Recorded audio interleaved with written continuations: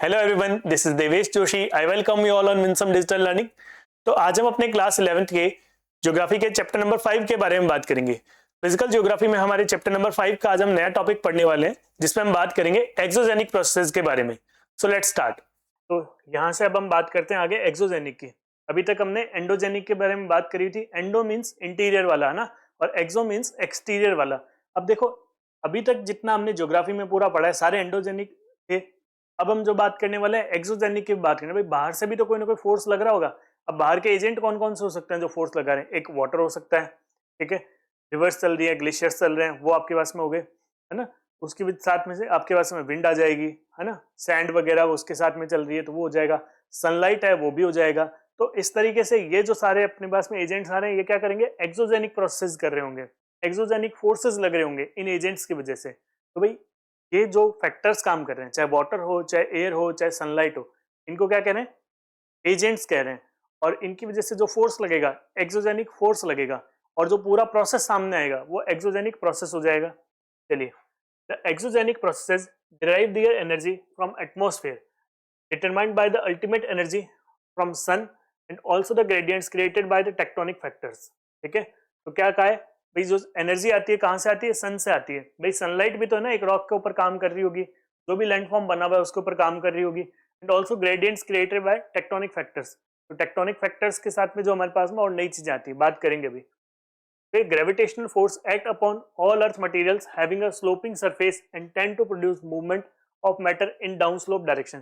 देखो, ग्रेविटी जो है ना बहुत बड़ा फैक्टर यहाँ पे काम करेगा, है ना। एक्सोजेनिक फोर्सेस में कोई भी चीज का मूवमेंट अगर देखना है वो क्या होगा? ग्रेविटी के बिना हो ही नहीं सकता। तो ग्रेविटी को अपन कहीं पे भी एलिमिनेट नहीं करेंगे, ग्रेविटी तो काम कर ही कर रही है ना। तो जो न्यूटन के सर पे एप्पल गिरा, है ना, जो न्यूटन ने देखा कि भाई एप्पल नीचे गिर रहा है, तो ये सब चीज क्यों हुई? क्योंकि ग्रेविटी काम कर रही थी।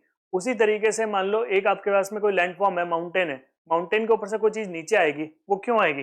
वो ग्रेविटी के इफेक्ट की वजह से आएगी। तो ग्रेविटी को नेग्लेक्ट नहीं करना है। एक्सोजेनिक में ग्रेविटी का बहुत इंपॉर्टेंट काम है। Force applied per unit area is called stress. भाई फोर्स की बात करेंगे, एक्सोजेनिक फोर्सेस जो लग रहे हैं, अगर आपने पर यूनिट एरिया की बात कर ली, भाई 1 मीटर स्क्वायर में कितना फोर्स लगा, है ना, उस फोर्स का नाम क्या हो जाएगा? स्ट्रेस हो जाएगा। भाई 1 मीटर स्क्वायर एरिया ले लिया, है ना। तो इस तरीके से अगर force applied per unit area, per unit area में देखोगे तो स्ट्रेस इतना काम की टर्म नहीं है। आप भले इसको स्ट्रेस लेके स्ट्रेस को पढ़ के स्ट्रेस ना लो। Stress is produced in a solid by pushing और pulling, this induces deformation. Basically stress क्या होता है? एक फोर्स ही होता है ना। स्ट्रेस क्या है? फोर्स है। लेकिन उस फोर्स को अपन क्या कर रहे हैं? पर यूनिट एरिया पर देख रहे हैं। यानी 1 मीटर स्क्वायर पे जैसे आपने देख लिया, 1 मीटर स्क्वायर के एरिया पे जितना फोर्स लग रहा है उसको आपने नया नाम दे दिया स्ट्रेस। ठीक है, तो बाकी स्ट्रेस को सुन के स्ट्रेस नहीं लेना है, फोर्स के अंदर अपना सारा काम हो जाएगा। Okay, yes. Forces acting along the faces of earth material are shear stress, separating force. It is this stress that breaks rock and other earth material. The shear stress result in angular displacement or slippage। देखो, अब ना stress को ये classify कर रहा है ना, NCERT क्या कर रहा है? स्ट्रेस को क्लासिफाई कर रहा है। ये क्या बता रहा है कि एक तरीके का अपने पास में शेयर स्ट्रेस होता है। शेयर स्ट्रेस क्या है? Separating force. ये मैंने कहा ना, स्ट्रेस क्या होता है? फोर्स ही होता है। तो ये क्या है? सेपरेटिंग फोर्स है। सेपरेटिंग फोर्स है मतलब क्या करेगा? कोई भी सॉलिड होगा, कोई भी रॉक होगा, कोई भी, है ना, ऐसा सॉलिड पोर्शन है, उसको ब्रेक करने का काम करेगा। तो breaks rock and other earth material, जो भी अर्थ मटेरियल जो हमारे पास में शेप बनी हुई है उसको। Shear stress result in angular displacement और स्लीपेज। तो भाई ये जो आपके पास में माउंटेन था, यहाँ पे जो मान लो एक कोई रॉक का पोर्शन है, ये जो नीचे आएगा, ये क्यों आएगा? ये इसी की वजह से आएगा, शियर स्ट्रेस की वजह से या सेपरेटिंग फोर्स की वजह से। Besides the gravitational stress, Earth material becomes subjected to molecular stress that may be caused by a number of factors, amongst which temperature changes, crystallization and melting are the most common। अच्छा, ये दो तीन नाम आ रहे हैं, है ना, ये थोड़े से नाम अपने लिए इंपॉर्टेंट है। ठीक है, उसमें क्या है? टेम्परेचर चेंजेस, क्रिस्टलाइजेशन और मेल्टिंग, ये सब क्या है? इंपॉर्टेंट है। ठीक है, कैसे इंपॉर्टेंट है अब इसको अभी अपन समझेंगे। फिर chemical processes normally lead to loosening of bonds between grains, dissolving of soluble material or cementing materials। Thus, the basic reason that leads to weathering, mass movement and erosion is development of stress in the body of earth material। फिर से यहाँ पे दो तीन words आ रहे हैं। अब इन्हीं के ऊपर क्या हमारा पूरा आगे आने वाला चैप्टर चलने वाला है। ठीक है, देखो, एक तो क्या कहा? केमिकल प्रोसेसेस है ना, जो क्या कर रहे हैं, ठीक है। केमिकल प्रोसेस से क्या होगा कि loosening of bonds between grains, है ना, डिसॉल्विंग ऑफ सॉल्युबल मिनरल्स, है ना। तो क्या होगा, देखो कोई भी रॉक है, अब उसके ऊपर कोई भी अगर केमिकल गिरेगा, केमिकल गिरेगा मतलब क्या, कोई नेचुरली केमिकल तो आगे गिरने से रहा, वहां पे जितनी चीजें प्रेजेंट है उसी से कोई केमिकल रिएक्शन हो जाए। अब केमिकल रिएक्शन होने के बाद में क्या होने लग जाएगा, उसके अंदर बॉन्ड, उनके बीच में जो एक पूरा रॉक बना हुआ है सॉलिड, उसके अंदर बॉन्ड बने हुए हैं, मिनरल्स के बीच में बॉन्ड है जो वीक होना शुरू हो जाएंगे, वीक होने के बाद में क्या होने शुरू हो जाएंगे, वो सेपरेट होना शुरू हो जाएंगे, तो उसकी वजह से डिसॉल्व होंगे, और डिसॉल्व होने के बाद में वो ब्रेक होना शुरू हो जाए। तो उसके लिए इसने अलग अलग टर्म्स काम में लिए, एक उसने कहा है वेदरिंग, ठीक है, एक क्या कहा है वेदरिंग, एक का है मास मूवमेंट, और एक का है इरोजन। ये क्या है, इनको अभी अपन समझेंगे पूरे चैप्टर में आगे। उससे पहले यहाँ क्या दिया था, ग्रेविटेशनल स्ट्रेस में, ग्रेविटेशनल स्ट्रेस में बात करी थी कि भाई यहाँ पे अर्थ मटेरियल जो है ना subjected to molecular stress, earth material become subjected to molecular stress. यहाँ पे मॉलिक्यूल्स के ऊपर स्ट्रेस लगता है, किन किन वजह से लगता है, टेम्परेचर के, क्रिस्टलाइजेशन के, मेल्टिंग के। देखो क्या होगा, एक रॉक है ना, कंटिन्यूअसली उसके ऊपर क्या हो रही है, सनलाइट आके गिर रही है, ये रॉक है आपका, ये सन है ना। अब सनलाइट यहाँ पे कंटिन्यूअसली आके गिर रही है, क्या होगा, इसके अंदर जो छोटे छोटे छोटे छोटे यहाँ पे क्या है, मॉलिक्यूल्स हैं, मॉलिक्यूल्स के बीच में क्या है, बॉन्ड बना हुआ है। क्या होगा, ये जैसी सनलाइट यहाँ पे मिलेगी उसके बाद में थोड़ा सा स्प्रेड करेगा, है ना, ये सेपरेट होंगे थोड़ा थोड़ा, इनके इन द बीच में डिस्टेंस आने लग जाएगी, ठीक है। ये ऐसे एक्सपैंड करेगा, क्या वर्ड लिख रहा हूं मैं, एक्सपैंड करेगा, एक्सपेंशन, ये वर्ड बहुत इंपॉर्टेंट है, आगे बताऊंगा मैं आपको, एक्सपैंड करेगा, ठीक है। सनलाइट है तब तो क्या हो जाएगा, डे टाइम में तो ये काम हो जाएगा, ओके। फिर अब क्या होने लग जाएगी, यहाँ पे नाइट होगी, है ना, नाइट में फिर क्या हो जाएगा, वापस कंप्रेस होने लग जाएगा, वापस कंप्रेस होने लग जाएगा। भाई जैसे टेम्परेचर कम हुआ फिर से अपनी जगह पे आ जाएगा। तो expansion compression, expansion compression day और नाइट में इसी तरीके से चलता रहेगा। तो क्या होने लग जाएंगे, वहां पे भी टेम्परेचर की वजह से चेंजेस आने लग जाएंगे मॉलिक्यूलर के अंदर या मॉलिक्यूल्स में। मॉलिक्यूल्स कौन कौन से, जो मिनरल्स बंधे हुए हैं अलग अलग मिनरल्स, उनके अंदर स्ट्रेस आ जाएगा या उनके बीच में भी फोर्स ऐसे काम करने लग जाएगा। तो उसके अंदर भी क्या होगा कि आपको वीकनिंग ऑफ मटेरियल देखने को मिलेगा, धीरे धीरे वो टूटने की कगार पे आ जाएगा। तो इस तरीके से टेम्परेचर की वजह से, क्रिस्टलाइजेशन की, मेल्टिंग की वजह से इंपैक्ट पड़ेगा। अब यही चीजों को अपन आगे इन डिटेल में एक एक करके पढ़ेंगे। Temperature and precipitation are two important climatic element that control various process.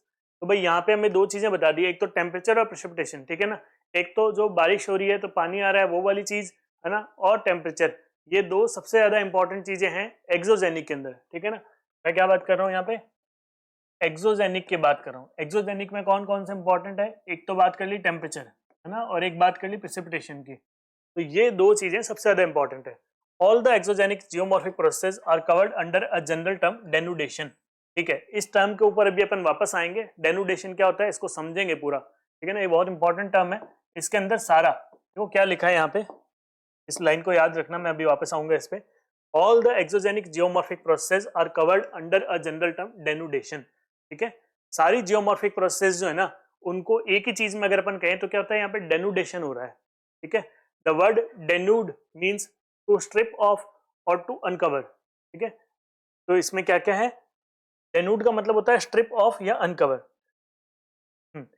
Weathering, mass wasting और movements, erosion and transportation are included in denudation, are included in denudation. तो डेनुडेशन में क्या क्या आता है भाई, आपके पास में अगर मान लो कुछ ऐसा डेफिनेशन के अंदर पूछ ले, डेनुडेशन इंक्लूड्स, क्वेश्चन में कुछ ऐसे पूछ ले, डेनुडेशन इंक्लूड्स, ये क्या है, बेसिकली डेफिनेशन पूछ लिया आपको। तो ये ए बी सी डी के अंदर आपको ऑप्शन मिल जाए तो आपको कम से कम पता होने चाहिए क्या क्या आ रहा है। वेदरिंग आ रहा है, मास वेस्टिंग या मास मूवमेंट आ रहा है, फिर इरोजन आ रहा है, उसके बाद में ट्रांसपोर्टेशन आ रहा है। तो ये चारों चीजें ही मिलकर के किस में आती है, डेनुडेशन के अंदर आती है। और फिफ्थ में मान लो आपको ऑप्शन में दे दिया जाए ऑल ऑफ द अबव, है ना, तो इसको ध्यान रखना है। ये ऐसे क्वेश्चन बड़ा आने की इसके चांसेस रहती है ना। देखो डेन्यूड का मतलब क्या होता है, टू स्ट्रिप ऑफ और to uncover, to strip off और टू अनकवर। ये एनसीईआरटी में क्या है ना कि मतलब जो काम की चीज है वो बड़ी पीछे दी है, पहले इन सारी चीजों के बारे में इंट्रोडक्शन दे दिया। तो मैं पहले इसके ऊपर ही आ जाता हूँ, फिर समझा देता हूँ, ठीक है, फिर अपन उसको पढ़ लेंगे। देखो डेनुडेशन का मतलब क्या होता है, to strip off to uncover. अब जैसे आपके पास में एक रॉक है, ये रॉक देखो, ये इम्पैक्ट आपको देखने को मिल रहा है। ये क्या हुआ है यहाँ पे भाई, ये रॉक हमेशा से कुछ ऐसा ही थोड़ी था। ये ऐसे जो ये शेप्स आपको देखने को मिल रही हैं, ठीक है, ये हमेशा से ऐसा थोड़ी था भाई। माउंटेन बिल्डिंग का जब प्रोसेस हुआ होगा तो वो हमेशा से ऐसे थोड़ी रहा होगा। ये देखो इधर ऐसा जो पूरा शुरुआत से देखने को मिल रहा है, ऐसा नहीं रहा होगा ये हमेशा से, ठीक है।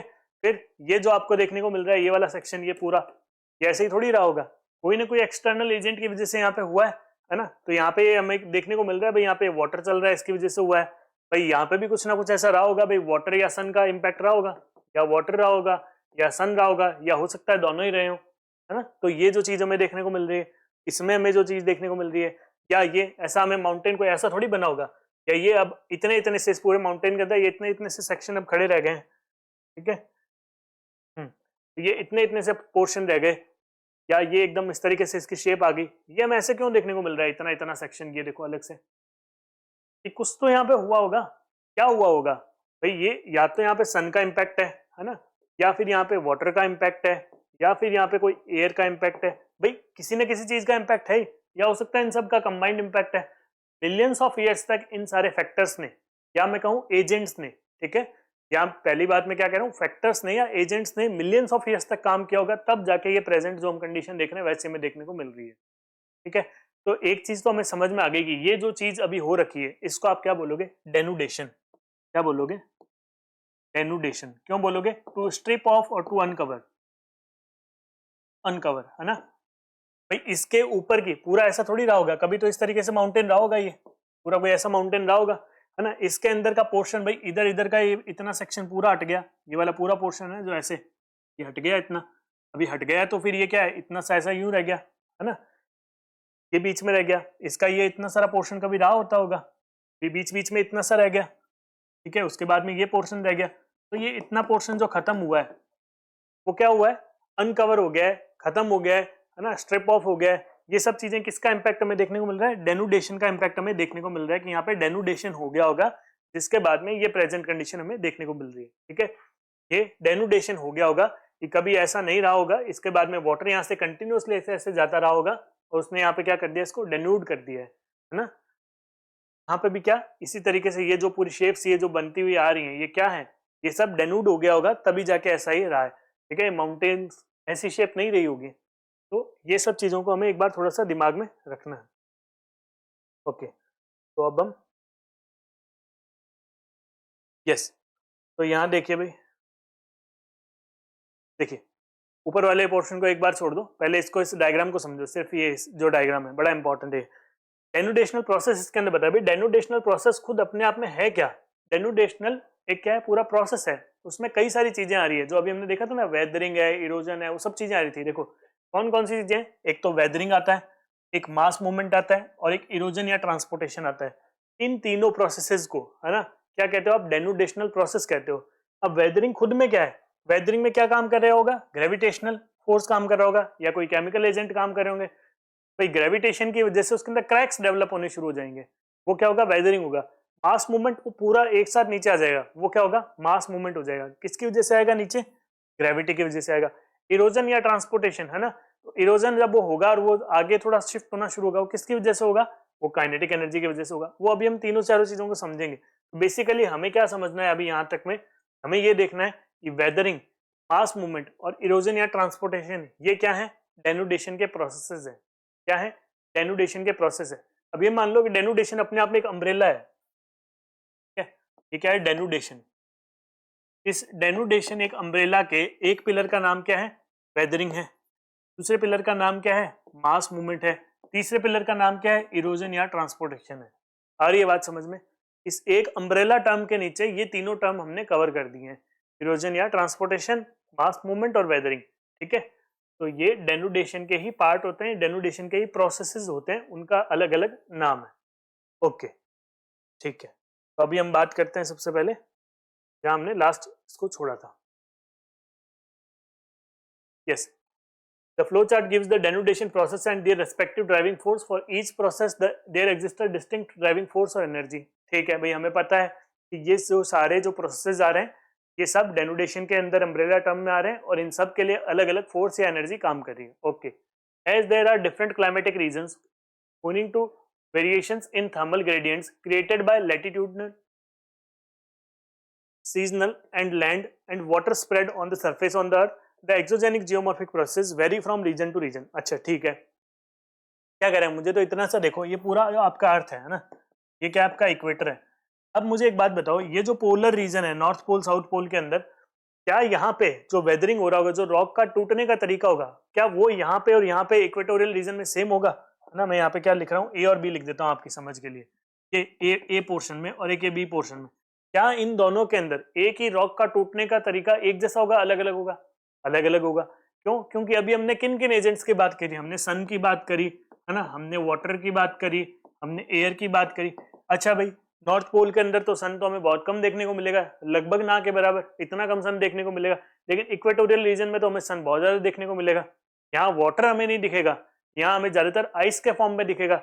यहाँ तो हमें बारिश के फॉर्म में वाटर ही वाटर दिखेगा, आइस दिखेगी ही नहीं। तो क्या होगा, इनका इम्पैक्ट भी अलग अलग होगा, एक रॉक का टूटने का तरीका भी अलग अलग होगा। क्यों? क्योंकि एजेंट ही अलग अलग काम कर रहे हैं, एजेंट ही अलग अलग काम कर रहे हैं, अलग अलग तरीके से काम कर रहे हैं।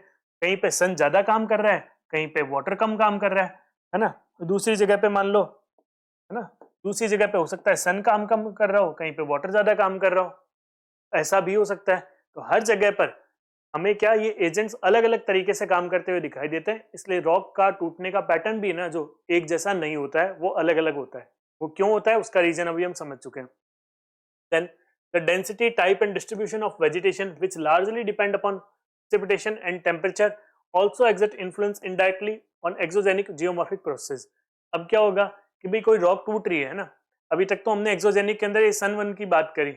अब मान लो कि वहां पे कोई, आप देखोगे आगे, है ना, प्लांट्स वगैरह का भी बहुत इंपैक्ट पड़ता है। कहीं पे एल्गी वेल्गी बहुत ज्यादा है तो उसका फर्क पड़ेगा, कहीं एल्गी है ही नहीं, मान लो ट्रीज वहां पे लग गए, कहीं पे ट्री वगैरह लग ही नहीं रहे तो उनका एक अलग इंपैक्ट पड़ेगा। तो इन सारी चीजों का भी इसके ऊपर इंपैक्ट पड़ता है कि रॉक किस तरीके से टूटेगा, कितने टाइम में टूटेगा, कौन कौन से फैक्टर्स वहां पे काम कर रहे हैं, है ना। तो इन सारी चीजों को अपन अकाउंट में लेने के बाद में कह सकते हैं कि जियोमॉर्फिक प्रोसेस है, या जो हम रॉक का टूटने का जो पैटर्न है वो किस पे डिपेंड करेगा, ये डिपेंड करेगा वहां पे काम करने वाले सारे फैक्टर्स के ऊपर, और कौन सा फैक्टर कितने अमाउंट में काम कर रहे हैं। भाई नॉर्थ पोल में हो सकता है कि यहाँ पे वेजिटेशन इतना नहीं हो, लेकिन आपको इक्वेटोरियल रीजन में हो सकता है कि रॉक को टूटने के पैटर्न के अंदर आपको एक ट्री का रोल बहुत ज्यादा दिखे, एल्गी का रोल बहुत ज्यादा दिखे, तो हो सकता है आपको यहाँ पे ना दिखे या कम दिखे, है ना। तो क्या होगा कि रॉक के टूटने के पैटर्न में भी आपको वेरिएशन देखने को मिलेगा इन सारे फैक्टर्स की वजह से। ओके, नेक्स्ट है, within different climatic reasons there may be local variations of the effects or different climatic elements due to altitudinal differences, aspect variation and variation in the amount of insolation received by north and south facing slopes and compared to east and west facing slopes. देखो altitudinal differences की अभी अपन ने बात कर ली, भाई north pole south pole पे होगा या नॉर्थ पोल इक्वेटर के ऊपर होगा तो दोनों का टूटने का तरीका अलग होगा, है ना। एस्पेक्ट वेरिएशन भी इसी तरीके से अलग होगा, है ना। भाई रॉक भी कोई जरूरी थोड़ी सारी दुनिया के सारे रॉक एक जैसे थोड़ी है ना। भाई पूरी दुनिया में सारे रॉक एक ही जैसे मिनरल से थोड़ी बने, है ना। कोई रॉक मान लो कि आपके पास में लाइम से बना हुआ है ना, कहीं पे आपके कोई रॉक है जो लावा से बना हुआ है जिसके अंदर सिलिका कंटेंट किसी में ज्यादा है, किसी में सिलिका कंटेंट कम है ना। तो हर एक रॉक अलग अलग तरीके से बना होगा, उस रॉक के ऊपर भी डिपेंड करेगा कि रॉक किससे बना है, कैसे बना है ना, उस फैक्टर के ऊपर भी डिपेंड करेगा। Yes, as compared to east and west facing slopes. Okay, तो यहाँ पे हमें क्या कहा है कि जैसे मान लो कि भाई ये आपके पास में एक माउंटेन है ना, ये क्या है, ईस्ट डायरेक्शन है। अब ईस्ट डायरेक्शन है तो मान लो अगर ये वाला पोर्शन सन को फेस कर रहा है ना, तो आपको यहाँ पे डेनुडेशन का इम्पैक्ट ज्यादा देखने को मिलेगा बजाय कि इस वाले सेक्शन के। तो ये वाला जो सेक्शन होगा कौन सा है, नॉर्थ वाला जो फेस होगा, नॉर्थ वाले फेस पे आपको कम देखने को मिले। रीजन क्या है, ईस्ट में, वेस्ट में और साउथ में यहाँ तो सन का इम्पैक्ट आएगा, नॉर्थ में नहीं आएगा। तो नॉर्थ में नहीं आएगा तो हो सकता है नॉर्थ वाला पोर्शन उसका बहुत ही कम डेन्यूड हो या फिर वैसा का वैसा रह जाए, है ना। लेकिन जो बाकी तीनों साइड्स हैं, ईस्ट साउथ और वेस्ट वाली, वहां पे आपको डेनुडेशन ज्यादा देखने को मिले या ईस्ट में ही ज्यादा देखने को मिले। तो ये सारे फैक्टर्स भी वहां पे डिपेंड करेंगे। तो इन चीजों को भी हमें अकाउंट में लेना पड़ता है कि जब हम वहां पे एक्सोजेनिक फोर्सेस का इम्पैक्ट देख रहे होते हैं, डेनुडेशन के अंदर हम बात कर रहे होते हैं। ओके, फिर क्या है, further due to differences in wind velocities and directions, amount and kind of precipitation, its intensity and the relation between precipitation and evaporation, daily range of temperature, freezing and thawing frequency, depth of frost penetration and geomorphic processes vary within any climatic region. तो देखो ये सारे जो factors दिए हैं इनके हिसाब से सारी चीजें अलग अलग होगी। प्रिसिपिटेशन और इवेपोरेशन, वहां पे क्या है, इवेपोरेशन की रेट और प्रिसिपिटेशन की रेट ज्यादा है ना। जैसे मान लो डेजर्ट रीजन है, पहली बात तो बारिश कम होती है, फिर लेकिन वहां पे इवेपोरेशन ज्यादा जल्दी होता है, तो मिलियंस ऑफ ईयर्स तक उसका आपको एक इम्पैक्ट अलग देखने को मिलेगा। जल्दी इवेपोरेट होगा तो वहां पे क्या, जो मॉलिक्यूल्स होंगे ना वो सडन एक्सपेंशन लेंगे या सडन कॉन्ट्रैक्शन लेंगे, तो उसका एक इम्पैक्ट आपको देखने को मिलेगा। फिर डेली रेंज ऑफ टेम्परेचर की बात कर रहे हो, भाई जहाँ पे टेम्परेचर वेरिएशन बहुत ज्यादा है, जैसे पोलर रीजन में आप देख रहे हो वहां बहुत ज्यादा वेरिएशन आता है, तो वहां पे आपको एक अलग टूटने का इम्पैक्ट दिखेगा। क्यों? क्योंकि आइस जम जाएगी, तो आइस के मॉलिक्यूल्स क्या करेंगे, एकदम से एक्सपैंड करेंगे और एकदम से क्या करेंगे, कॉन्ट्रैक्ट करेंगे। वो फर्क आपको देखने को मिलेगा। फ्रीजिंग एंड थॉइंग है ना, फ्रीजिंग एंड थॉइंग के अंदर भी आप ऐसे ही इम्पैक्ट्स देखोगे। फिर डेप्थ ऑफ फॉरेस्ट पेनिट्रेशन है ना, या depth of Frost penetration, sorry. फिर नेक्स्ट है डेप्थ ऑफ फ्रॉस्ट पेनिट्रेशन, तो फ्रॉस्ट वगैरह कितना मतलब पानी अंदर तक उसके जा चुका है, उसका भी, इन सब चीजों का वहां पे इम्पैक्ट पड़ता है। इन सबको हम आगे अभी देखेंगे है ना। तो बेसिकली आपको ध्यान क्या रखना है, आपको ये वाला जो पैराग्राफ है ना पूरा,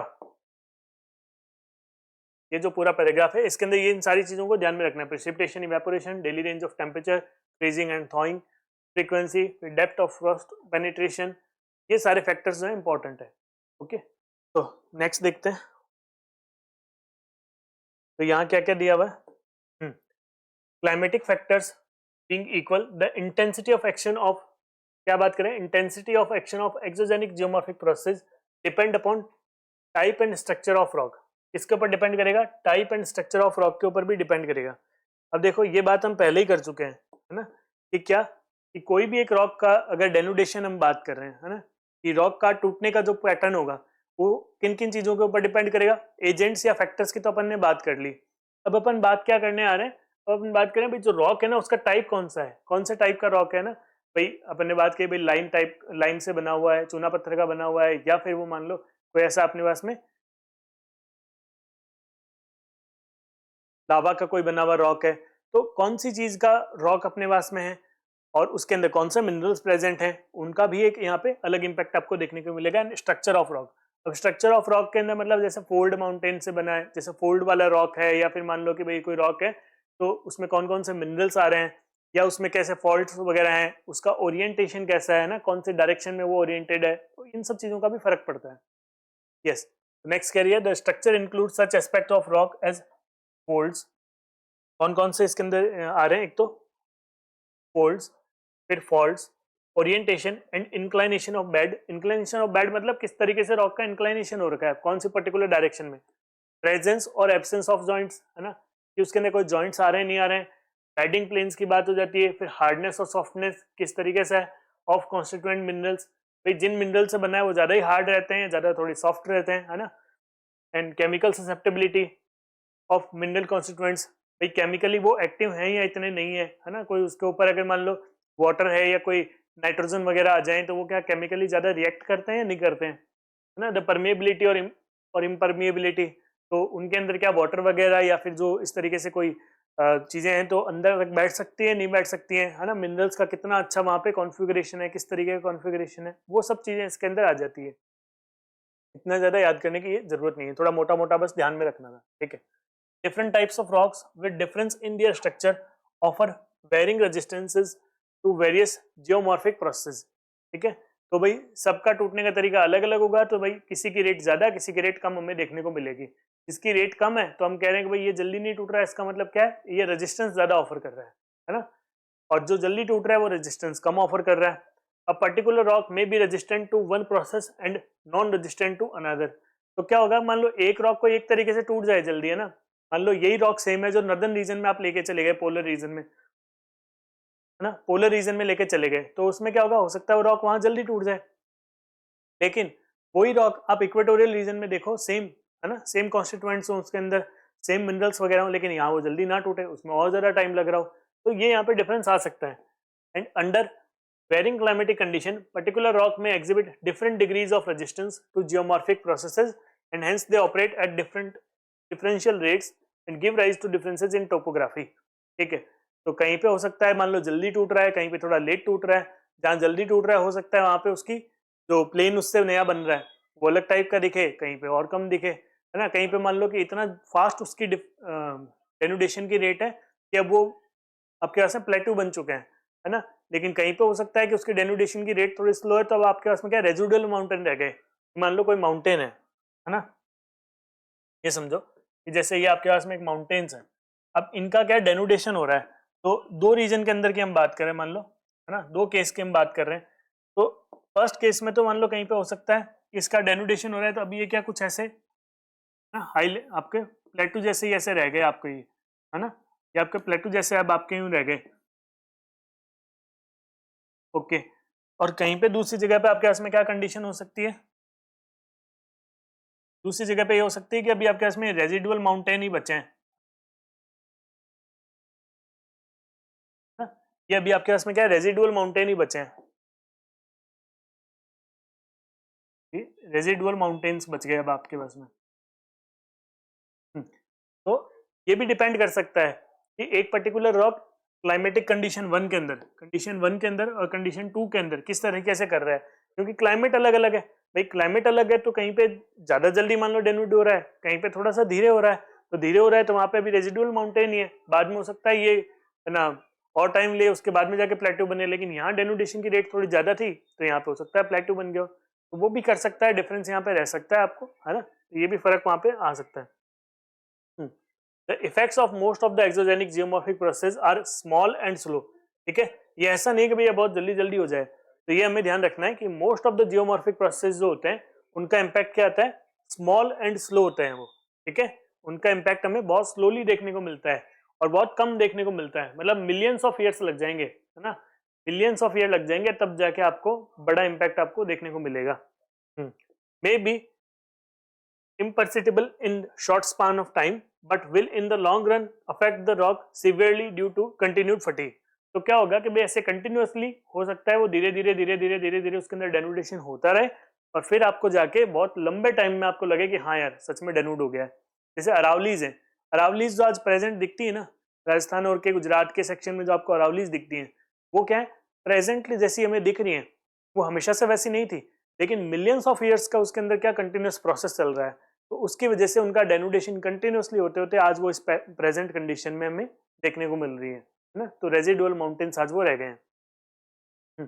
finally it boils down to one fact that the differences on the surface of the earth, तो originally related to the crustal evolution continue to exist in some form or other due to differences in the type and structure of earth material, differences in geomorphic process and their rate of operation। बस जो अभी तक हम सारी बात करते हैं उसको कंक्लूड कर दिया कि भाई सारे जियोमॉर्फिक प्रोसेसेस हैं उनके क्या रेट है, क्या उनका रॉक का स्ट्रक्चर है, किस तरीके से कौन कौन से जियोमॉर्फिक प्रोसेस कहीं पे ज्यादा हो रहे हैं कहीं पे कम हो रहे हैं, उसके अकॉर्डिंग पूरा डिपेंड करेगा। तो देखिए अब एक्सोजेनिक प्रोसेसेस की अब अपन बात करेंगे, ठीक है।